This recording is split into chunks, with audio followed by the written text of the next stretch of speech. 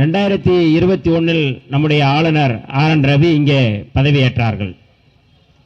நாம் இந்த ஆளுநர் பதவி ஒழிப்பு அல்லது ஆளுநருக்கு எதிரான போராட்டம் 2021 பிறகு மிகப்பெரிய போராட்டங்களாக தீவிரமாக நாம் நடத்தி வருகின்றோம். அவருடைய பதவி ஒழிப்பு என்பது அவர் செயல்பாடுகளிலிருந்து நாம் ஏற்றுக்கொண்டிருக்கின்றோம். இதற்கு முந்தைய ஆளுநர்கள் செயல்பாடுகள் மக்களால் தேர்ந்தெடுக்கப்பட்ட அரசை, மக்களால் தேர்ந்தெடுக்கப்படுகின்ற முதல்வருடைய அந்த மசோதாக்களுக்கு அல்லது அவருடைய முடிவுகளுக்கு கட்டுப்பட்டு கையெழுத்து போட்டு இங்கே அவர்கள் இருந்தார்கள். அது பற்றி கவலை இல்லாமல் அவர்கள் என்ன கிடைக்குதோ அதை வைத்து அவர்கள் இருந்தார்கள். ஆனால் இப்பொழுது இருக்கின்ற ஆளுநர் ரவி அவர்கள் அப்படி அல்ல. அவர் பாரதிய ஜனதா, RSS, சங் பரிவார கும்பலுடைய பிரதிநிதியாக இங்கே வந்து அவர்களுடைய அஜெண்டாவை, அவர்களுடைய செயல் திட்டத்தை நடைமுறைப்படுத்தக்கூடிய ஒருவராக இங்கே இருப்பதால் தான் இங்கே பிரச்சனை இருக்கின்றது. ஆளுநர் பதவி ஒழிப்பு என்பது மிக முக்கியமானது. மக்களால் தேர்ந்தெடுக்கப்பட்டிருக்கின்ற இந்த அரசாங்கத்திற்கு எதிராக அவர் செயல்பட்டுக் கொண்டிருக்கிறார். மக்களால் தேர்ந்தெடுக்கப்படுகின்ற இந்த முதலமைச்சர் மாண்புமிகு முதல்வர் அவர்கள் சட்டமன்றத்தில் ஒரு முடிவெடுத்தால் இந்த சட்டமன்றத்திற்கு எதிராக அவர் செயல்பட்டுக் கொண்டிருக்கிறார்கள். ஆக அப்படிப்பட்ட ஒரு சூழலில் தான் இந்த பதவி ஒழிக்கப்பட வேண்டும் என்பதில் எந்த மாற்று கருத்தும் இல்லை. ஆனால் எப்படி ஒழிக்க வேண்டும், இதான் நம்முடைய மரியாதைக்குரிய வாலசா வல்லவன் அவர்கள் சொன்னார்கள். எப்படி புரட்சியாளர் அம்பேத்கர் அவர்கள் அந்த அரசியல் நிர்ணய சபையில் எப்படி உரையாற்றினார்கள், இந்த ஆளுநர் எப்படி அங்கே நியமிக்கப்படுகிறார் என்றெல்லாம் சொன்னார்கள். தோழர்களே, ஒரே ஒரு செய்தியை மட்டும் நான் சொல்லி நிறைவு செய்ய விரும்புகின்றேன். எனக்கு பின்னால் அண்ணன் வேல்முருகன் அவர்கள் பேச வேண்டும். இந்த ஆளுநர் 2019-20 நாகாலாந்திலே ஆளுநராக இருந்தார். அவர் எப்படி இங்கே விரட்டி அடிக்கப்பட்டார் என்பதற்கான ஒரு ஒற்றை உதாரணங்களை நான் சொல்கின்றேன். அவர் அங்கே நாகா சோசலிச கவுன்சில் என்று சொல்லக்கூடிய போராளிகள் குழுக்களோடு அவர் பேச்சுவார்த்தைக்கு அனுப்பப்படுகிறார்.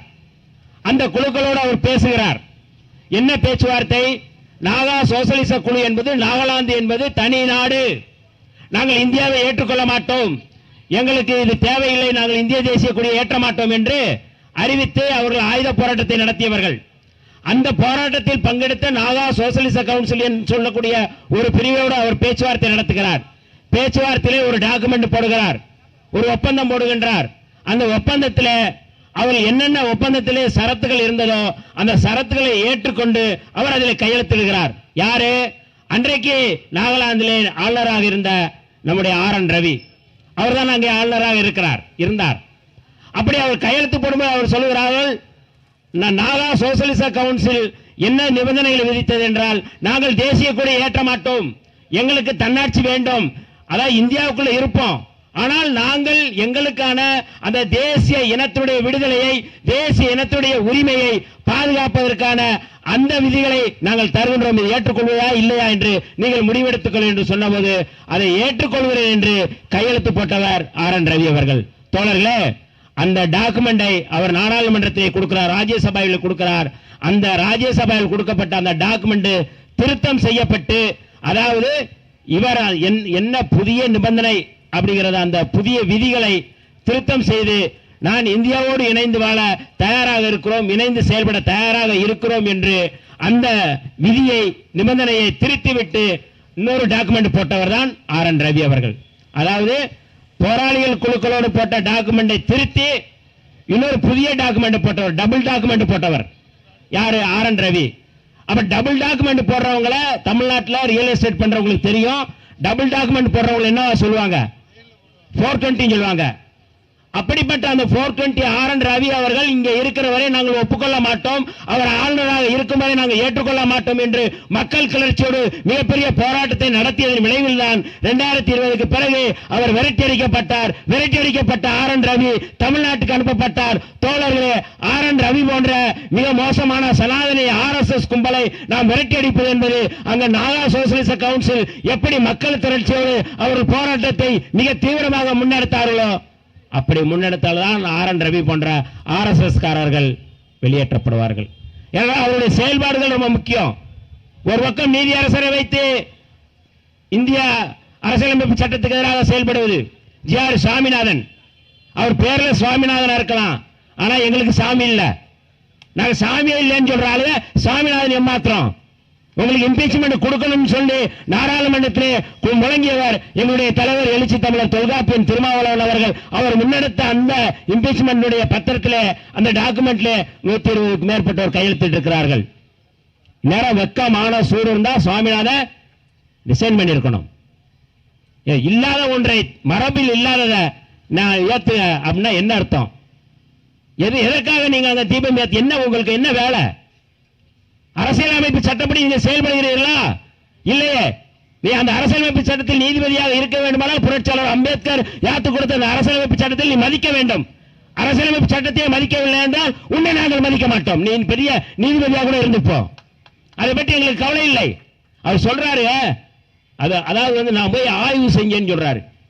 தோழர்களே, இந்த சாலையில் இருக்கின்ற பொதுமக்கள் கொஞ்சம் கூர்ந்து கவனியுங்கள். அவர் நேரடியாக போய் ஆய்வு செஞ்சு இங்கதான் அந்த தீபம் ஏற்றுவதற்கான விளக்கு தூண் இருக்கின்றார்.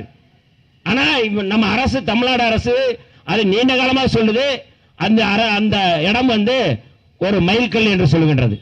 ஆனா நான் போய் ஆய்வு செஞ்சேன்றாரு. நான் அதை ஆய்வு செஞ்சதன் அடிப்படையில் தீர்ப்பை சொல்றேன்றாரு. நான் ஜி.ஆர். சுவாமிநாதனுக்கு வைக்கக்கூடிய கேள்வி, நீங்கள் எல்லாவற்றையும் ஆய்வு செய்துதான் தீர்ப்பு வழங்குறீங்களா? கரூரில் பார்ப்பனர் சாப்பிட்டு போட்ட இலையில் பார்ப்பனர் அல்லாத இந்துக்கள் உருளலாம் சொல்லிட்டு ஒரு தீர்ப்பு வழங்குனீங்களா இல்லையா? அப்ப நீங்க அந்த இலையில உருண்டெடுத்தா போய் தீர்ப்பு சொன்னீங்களா? எச்சிலையில உருண்டுதான் நீங்க தீர்ப்பு சொன்னீங்களா? என்ன மாதிரியான ஒரு அயோக்கியன் இந்த நாட்டிலே நீதிபதியாக இருப்பது என்பது அரசியலமைப்பு சட்டத்துக்கு எதிரானது. இப்படி ஜி.ஆர். சாமிநாதன் ஒரு பக்கம், இந்த பக்கம் ஆர்.என். ரவி போன்றவர்கள் பார்ப்பனியத்தை கட்டமைப்பது, ஒரே நாடு ஒரே மொழி, இந்து நாடு இந்து ராஷ்டிரம், இதை கட்டமைப்பதற்காக அவர்கள் படாத பாடுபட்டுக் கொண்டிருக்கின்றார்கள். அதற்காக பாரதியார் எல்லாம் இன்னைக்கு தூக்கிட்டு பல்லக்கில் சுமக்கிறாங்க. பாரதியாரை தூக்கிட்டு வர்றாங்க.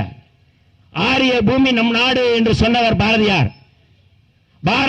பாரதம் என்று சொல்வோம் என்று முழங்கியவர் பாரதியார்.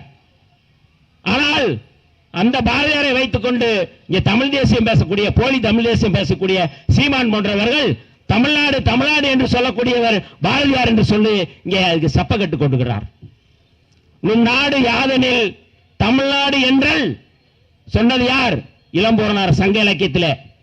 பாரதியாருக்கு முன்பு 1000 ஆண்டுகளுக்கு முன்பு முழங்கியது சங்க இலக்கியத்திலே, தொல்காப்பியத்தில் இருக்கின்றது. பாரதியார் சொல்லவில்லை. தமிழீழம் என்று சொல்லக்கூடிய அந்த கருத்தை அதை நீங்க நாடா அமைஞ்சாதான் தமிழீழம். அதற்கு முன்பு ஈழத்தந்தை செல்வா அவர்கள் சொன்னார்கள், நடக்கவில்லை. மேதகு பிரபாகரன் அவர்கள் சொன்னார்கள், அங்கே தமிழீழம் வேண்டும் என்று சொன்னார்கள். ஆனால் அங்கீகரிக்கப்பட்டு சட்டப்பூர்வமாக உருவாக்கப்பட்டால் தான் தமிழீழமாக முடியும். தமிழ்நாடுன்னு ஒரு கவிதையில சொல்லிட்டா அவர் தான் காரணம் சொல்லிட முடியுமா? நான் சீமானுக்கு வைக்கக்கூடிய கேள்வி, ஆர்எஸ்எஸ் சங் பரிவார கும்பலுக்கு அடிப்படையாக இருந்து கொண்டு திராவிட கருத்தியலுக்கு எதிராக தமிழ் தேசியத்தை முன்வைப்பது என்பது இந்த மக்களுக்கு செய்யக்கூடிய துரோகம். அதில் பாரதியாரை முன்வைத்து விட்டு பாரதியாருடைய கொள்ளுப்பேரனாக அந்த இடத்துல நீங்க முழங்குகிறீர்கள். ஒரு செய்தியை நீங்க சொல்ல மறந்து விட்டீர்கள். அந்த செய்தியை நான் இங்கே சொல்கின்றேன். சூத்திரனுக்கு ஒரு நீதி, தண்டச்சோறும் பாப்பானுக்கு ஒரு நீதியா என்று கேட்டவன் பாரதி. அந்த பாடலை உனக்கு துணிச்சல் இருந்தால் அந்த ஆர்எஸ்எஸ் மேடையில உன்னால் சொல்ல முடியுமா? தமிழ்நாடு சொல்லிட்டா உடனே நீங்க அண்ணாவுக்கு முன்னாடி, கலைஞருக்கு முன்னாடி சொல்லிட்டாங்க. சட்டப்பூர்வம் ஆக்கியது பேரறிஞர் அண்ணா, கலைஞர் அவர்கள், சங்கரலிங்க நாராயண அவர்கள் அதுக்காக உண்ணாவிரதம் இருந்தார். தமிழ்நாடு என்று சொல்வதற்காக உண்ணாவிரதம் இருந்தவர்கள். இதெல்லாம் மறந்துவிட்டு பார்ப்பனத்தினுடைய கைக்கூலியாக, ஆர்எஸ்எஸ் கைக்கூலியாக இன்றைக்கு சீமான் போன்றவர்கள் இன்றைக்கு நாய்ப்பொழப்பு பிழைக்கிற வேலையை செய்து கொண்டிருக்கிறார்கள். இதெல்லாம் இந்த தமிழ்நாட்டுக்கு செய்யக்கூடிய துரோகம், தமிழ் தேசியத்துக்கு செய்யக்கூடிய துரோகம். நாம் எல்லோரும் ஒன்றிணைந்து ஆளுநர் பதவி எப்படி ஒழிப்போமோ அதே போல வருகின்ற 26 தேர்தலில் இமாலய பார்ப்பனிய ஒட்டுக்குழுக்களை நாம் விரட்டியடிக்க வேண்டிய தேவை இருக்கின்றது. தனித்த தமிழ்நாடு என்பதுதான் நம்முடைய அடையாளம். தனித்த தமிழ்நாடோடு நாம் செயல்பட வேண்டிய பொறுப்பு நமக்கு இருக்கிறதுக்கு, யாருக்கு இருக்கிறதோ இல்லையோ நமக்கு இருக்கின்றது. ஒரு காலம் நாம் அந்த தனித்த தமிழ்நாடுக்காக போராட்டத்தை நாம் தொடங்க வேண்டிய தேவை இருக்கிறது. ஏனென்றால் அவர்கள் இந்து ராஷ்டிரம் என்று சொல்வது அயோக்கியத்தனம். அரசியலமைப்பு சட்டத்தின் அடிப்படையில் இந்து ராஷ்டிரம் சொல்வது என்பது எதிரானது. நீ இந்து ராஷ்டிரம் என்று சொன்னால், இந்து ராஷ்டிரம் அமைப்போம் என்று சொன்னால் நாங்கள் தனித்தமிழ்நாடு என்கிற கோரிக்கையை முன்வைப்போம் என்பதில் எங்களுக்கு எந்த பயமும் இல்லை. நீ சொல்வது அரசியலமைப்பு சட்டத்துக்கு எதிரானது என்றால் நாங்கள் அதை திரும்ப திரும்ப சொல்லிக்கொள்வோம். சனாதனத்தை நாங்கள் ஒழிப்போம், இந்து ராஷ்டிரத்தை நாங்கள் ஏற்றுக்கொள்ள மாட்டோம். RSS இல்லாத இந்தியாவை உருவாக்குவது என்பதுதான் எங்களுடைய இலக்கு என்று சொல்லி இந்த பார்ப்பன கும்பலை விரட்டியடிப்பதற்காக RSS போன்ற இந்த சனாதன கும்பலை போன்ற ஆளுநர் ஒழிப்பை நாங்கள் முன்னெடுப்போம் என்று சொல்லி வாய்ப்புக்கு நன்றி கூறி விடைபெறுகிறேன். நன்றி, வணக்கம்.